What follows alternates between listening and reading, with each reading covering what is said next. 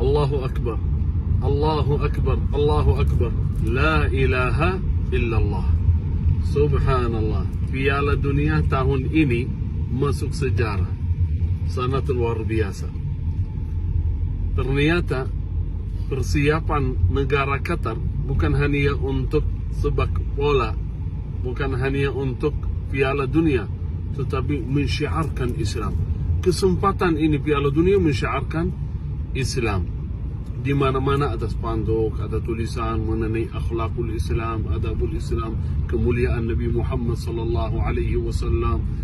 Subhanallah, kemarin ada berita sebelum mulai Piala Dunia yang masuk Islam 585 orang. Belum mulai Piala Dunia.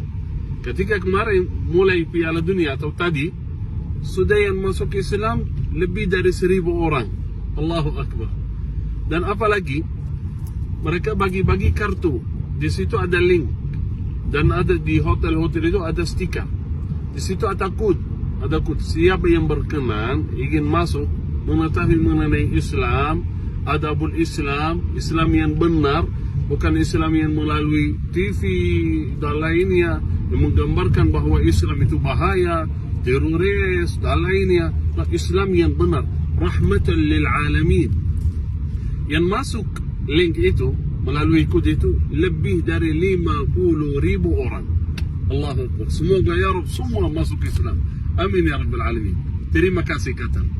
Terima kasih Prince Hamad. Terima kasih bangsa Qatar yang membuat kami bangga.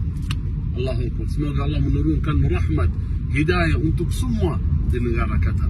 Amin ya Rabbal Alamin. Assalamualaikum warahmatullahi wabarakatuh.